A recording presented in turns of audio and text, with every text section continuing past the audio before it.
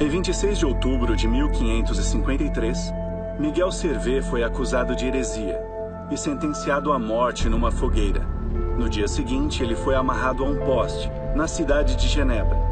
Em volta dos seus pés foram colocadas pilhas de lenha, prontas para queimar. Qual seu crime? Servet amava as verdades da Bíblia e não conseguiu reconciliar os ensinos da igreja com o que ele estudava na Bíblia. Miguel Servet morreu lentamente, mas ele não negou, nenhuma vez, sua fé de que a Bíblia é a palavra de Deus. Com certeza, essa não foi a primeira vez que usaram fogo para intimidar ou matar alguém que amava a Bíblia e seus ensinos. A história mostra que a Bíblia sofreu um ataque atrás do outro. Impérios tentaram destruí-la. Líderes religiosos tentaram escondê-la. Mas apesar da oposição e risco de morte, muitos colocaram sua vida e reputação em jogo para protegê-la. A escrita da Bíblia foi terminada por volta de 98 d.C. Nessa época, muitos, se não todos os cristãos, viviam numa região controlada pelo Império Romano. O imperador romano Diocleciano começou a governar em 284. O Dr. Peter Williams trabalha na Casa Tyndale, um centro de pesquisas bíblicas. O governo romano não tinha tolerância com as pessoas que não gostavam da religião romana. Diocleciano fomentou uma perseguição organizada aos cristãos. Provavelmente foi a perseguição mais organizada que qualquer imperador romano já tinha feito. Ele também odiava os livros cristãos, por isso ele queria destruir as Bíblias das pessoas e qualquer cópia de algum livro da Bíblia. Ele estava determinado a destruir o cristianismo se fosse possível. Dublin, Irlanda. Por causa dessa extrema perseguição, a sobrevivência da Bíblia e do cristianismo parecia impossível. Como o texto da Bíblia sobreviveu a essa intensa oposição? Viemos a Dublin, onde vamos começar a descobrir a resposta. Aqui, vou me encontrar com Jessica Baldwin, chefe de coleções da Biblioteca Chester Beatty. A Biblioteca Chester Beatty possui 3 papiros importantes, o P45, P46 e P47. Acredita-se que esses papiros são do 3º século depois de Cristo, alguns dos mais antigos manuscritos conhecidos do Novo Testamento. Esse é o papiro bíblico Chester Beatty número 2, também conhecido como P46. Ele é a cópia mais antiga que existe das cartas de Paulo. O termo papiro é até bastante usado, mas quando você olha para esses manuscritos, dá para ver de que material ele é feito. Então, o papiro é feito da medula da planta de papiro e era feito no Egito. Interessante, parece que tem uma dobra no meio dele. Tem sim, porque esses manuscritos eram grandes, não eram como os rolos que você podia enrolar e desenrolar. Para um erudito ou para a comunidade naquela época, era muito prático ter esse texto no formato de um códice, porque assim eles conseguiam abrir o texto numa página específica, e esse texto poderia ser facilmente lido, explicado e entendido. O professor Magin me mostrou esses manuscritos em mais detalhes. Esses são textos de altíssima qualidade. Eles têm todos os 4 evangelhos e Atos. Todas as letras foram escritas perfeitamente.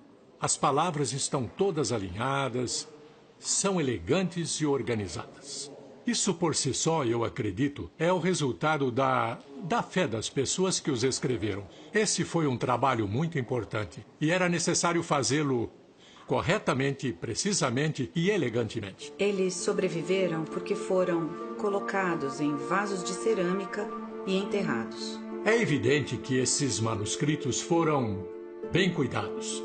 Esse material não poderia resistir de outra maneira. Aquele que protegeu esses manuscritos mostrou que amava a Bíblia.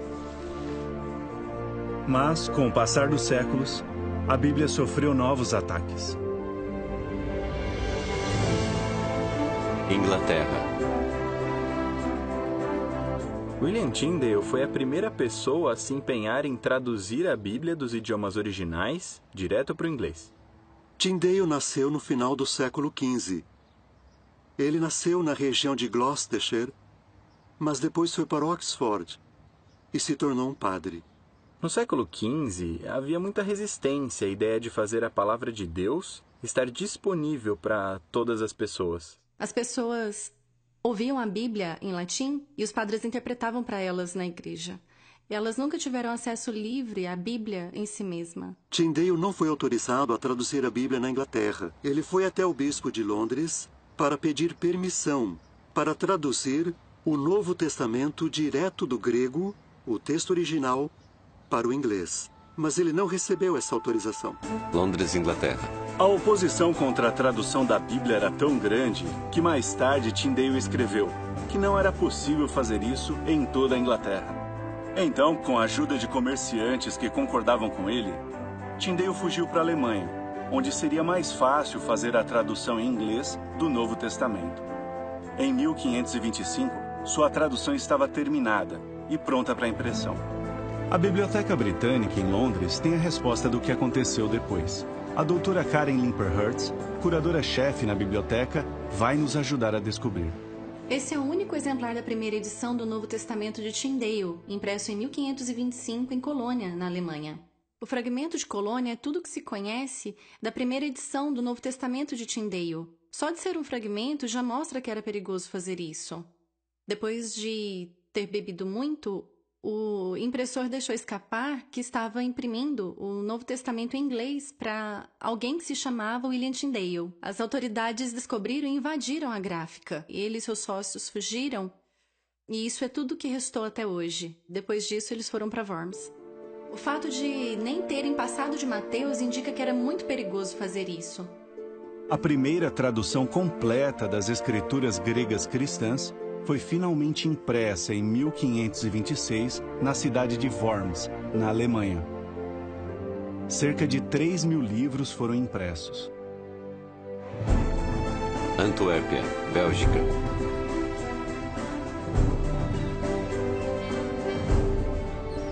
Ao deixar a Alemanha, Tyndale foi para Antuérpia. Essa cidade agitada era ideal para Tyndale. As gráficas cresciam sem parar aqui. Um movimentado porto tornava fácil fazer os livros chegarem até a Inglaterra. O professor Guido Latri gentilmente se ofereceu para nos mostrar as ruas por onde Tyndale provavelmente passou quase 500 anos atrás. Ele viu que as pessoas aqui tinham... as pessoas comuns tinham acesso à Bíblia em holandês. E é claro que ele quis o mesmo para o seu povo na Inglaterra. Se você quisesse contrabandear muitas Bíblias para a Inglaterra, esse era o maior porto no norte da Europa. Você não consegue contrabandear facilmente uma quantidade grande de um livro grande. Então, pequenas folhas eram separadas e levadas para lugares como esse, para algum depósito subterrâneo. Essas pequenas folhas da Bíblia de Tyndale eram colocadas entre as folhas de outros livros maiores, que não eram proibidos. Em Londres, alguém ia ver e dizer: ali estão os livros que estão marcados. Eu vou dar uma olhada ali para encontrar as folhas soltas da Bíblia de Tyndale. Existiam cerca de 30.000 cópias da tradução de Tyndale disponíveis até a sua morte. Ele foi um grande homem, muito corajoso. Não podemos simplesmente desconsiderar o tempo que ele investiu e os riscos que ele correu. Vilvoorde, Bélgica. William Tyndale ficou preso aqui em Vilvoorde, no norte de Bruxelas.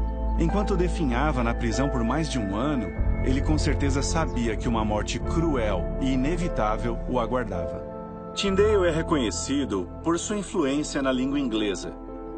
Mas seu trabalho foi mais do que ambição acadêmica. Tyndale amava a Bíblia.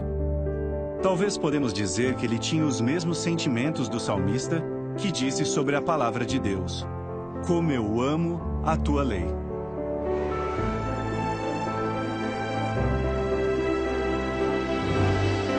Norte da Espanha.